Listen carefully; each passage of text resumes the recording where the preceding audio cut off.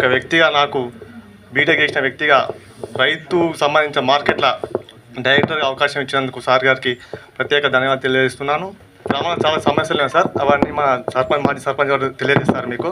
అవన్నీ కూడా పనులు మాకు చేసి పెట్టాలని మనస్ఫూర్తిగా కోరుకుంటున్నాను. Thank you everyone. మనం చేయాలని అనేక విమర్శలతోటి ఎంతో డబ్బు పెట్టి కూడా ఓడియాలన్నా కానీ పనిచేసే నాయకుని ఎక్కడున్నా కానీ గెలిపిస్తారు, ప్రజలు కంకణం కడతారు. అలాంటి కడియం శ్రీఆర్ గారు 2 లక్షల పైచీలకు ఒక రాష్ట్రంలో 15 ఏళ్ళ పార్టీ కూడా ఒక్క సీటు కూడా గెలిపించుకోలేదు. కానీ పార్టీ మారిన మరుక్షణమే వాళ్ళు ఇప్పుడు ఎంపీ కడియం కావ్య గారు సారు ఎమ్మెల్యే గారి కంటే ఎక్కువ నిత్యం ప్రజల్లోనే ఉంటూ ఒక ఎంపీ గతంలో ఉన్న ఎంపీని చూసుకున్నట్టయితే ఏ ఒక్కరోజు కూడా కనబడేవారు కాదు. ఇప్పుడు ఉమ్మడి జిల్లాలో అనేక అభివృద్ధి సంక్షేమ పథకాలతోటి ఇవాళ కడియం కావ్య గారు సార్ కంటే ఎక్కువ మార్కులు వేసుకోవాలని ఎంతో గొప్పగా వారు చెప్పడం జరుగుతుంది. నీటి ఎద్దడి, వ్యవసాయదారులు నీటి ఎద్దడి చాలా అంటే చాలా ఉంది. ఇప్పుడు నిన్న మొన్న నాట్లేసినవి కూడా ఎండిపోయే పరిస్థితికి వచ్చింది. అదే లెఫ్ట్ కెనాల్ది. ఇంతకుముందే సార్కు మనం పోయి ఒకసారి విన్నవించుకోవడం జరిగింది. సర్పంచ్ గారు పూజ్యులు రాజేశ్వరరెడ్డి గారు ఉన్నప్పటి నుంచి ప్రతిపాదించినటువంటి బిల్డింగు గ్రామ పంచాయతీ, ఆ తదుపరి నేను వచ్చినా కాస్త ఎక్స్టెన్షన్ చేయడం జరిగింది. ఇంత పెద్ద గ్రామానికి గ్రామ పంచాయతీ సరిపోవడం లేదు, దానికి ఒక నూతన బిల్డింగు. రెండవది ఏంటంటే మల్కాపూర్ నుండి లింగంపల్లికి వయా రైతు వేదిక, ఆ రోడ్డు ఇంతకుముందు నేనున్నప్పుడు పోసినట్టు సీసీ ఇప్పటి వరకు దాన్ని తట్టాడు, మట్టి పోసింది లేదు. దాన్ని ప్రతిపాదించి దాన్ని బీటీ రోడ్ చేయాలని మనవి చేస్తున్నాం. తర్వాత మూడవది పోచమ్మ గుడి వద్ద చెరువు నిండి ఓవర్ఫ్లో అయినప్పుడు ఊళ్ళకెళ్ళి రైతులు బయటికి రావడం పోవడము అది ఇబ్బందికరంగా ఉన్నాయి. దానికి ఒక బ్రిడ్జి ప్రతిపాదించాలని కోరుతున్నాం. ఎన్ని సీసీ రోడ్లు ఇచ్చారు, మా ఊరు ముఖం చూడడం లేదు. చాలా మట్టుకు మిగిలిపోయినాయి. మల్కాపూర్లో సీసీ రోడ్లు దాదాపు ఒక 30% దాకా ఇంకా మిగిలిపోయినాయి.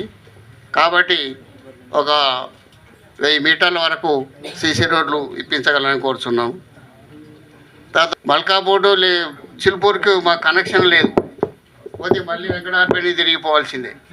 ఇట్లా మీ టెంపుల్ నుంచి వెళ్ళి దానికి రోడ్డు చేస్తే బాగుంటుంది మీకు మాకు. చిలుపూర్ ఇక ఇంత పెద్ద గ్రామంలో ఒక గ్రంథాలయం కూడా ఏర్పాటు చేస్తే బాగుంటుందని ఆశిస్తున్నాం. నా నమస్కారాలు తెలియజేసుకుంటున్నా. ప్రత్యేకించి గ్రామ ప్రజలందరికీ నూతన సంవత్సర శుభాకాంక్షలు కూడా తెలియజేస్తున్నాను. ప్రధానంగా ఈ గ్రామానికి సంబంధించిన అభివృద్ధి కార్యక్రమాల పైన ఒక అందరూ అనుకొని నాకు రిప్రజెంటేషన్ ఇవ్వడం జరిగింది. ప్రధానంగా దీంట్లో ఒక 12 నుంచి 12 వరకు ప్రధానమైన సమస్యలు నా దృష్టికి తీసుకొచ్చారు. అయితే ఈ సంవత్సరం నేను ఏం చేయగలుగుతానని మాత్రమే చెప్తాను. ఈ సంవత్సరం నేను చేయగలిగే పనులు ఈరోజు మీకు మాట ఇచ్చిన ప్రకారం సంవత్సరంలో పూట పూర్తి చేసి మళ్ళీ వచ్చే సంవత్సరంలో ఏం చేయగలుగుదాం అనేది అప్పుడు మాట్లాడుకుందాం. నేను అన్నీ చేస్తానని చెప్పి మళ్ళీ ఇటు ముఖమే చూపించకుండా వెళ్ళిపోతే కష్టమవుతుంది. నేను అలాంటి వ్యక్తిని కాదు.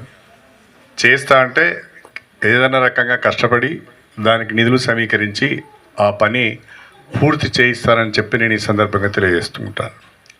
ప్రధానంగా మల్కాపూరు గ్రామానికి పశ్చిమ ప్రాంతాన అంటే ఎగువ ప్రాంతాన ఉన్న భూములకు సాగునీరు కావాలి.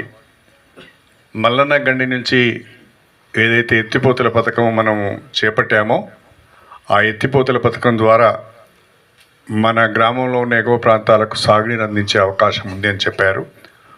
నేను ఈ 3-4 రోజులలోనే ఆ ఎత్తిపోతల పథకానికి సంబంధించిన లిఫ్ట్ 1, లిఫ్ట్ 3 ఈ 2 పనులకు సంబంధించిన పనులకు మనము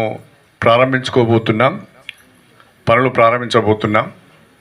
నేను ఈరోజు మీకు మాటిస్తున్నాను, తప్పకుండా వానాకాలం పంటకు మీ భూములకు గోదావరి జలాలు ఇచ్చే బాధ్యత నాది అని చెప్పి నేను ఈ సందర్భంగా తెలియజేస్తాను. ఈ 4-5 రోజులలోనే కొబ్బరికాయ కొట్టి పనులు ప్రారంభమవుతాయి. 6 నెలల్లో పంప్ హౌస్ పనులు, పైప్ లైన్ పనులు పూర్తి అవుతాయి. మీ చెరువులు నింపే కార్యక్రమాన్ని చేపడతాం. ఆ చెరువుల ద్వారా మీ భూములను సాగునీరు అందించే ప్రయత్నం జరుగుతుంది. అది నా బాధ్యత, నేను చేసి పెడతానని చెప్పి ఈ సందర్భంగా తెలియజేస్తున్నాను.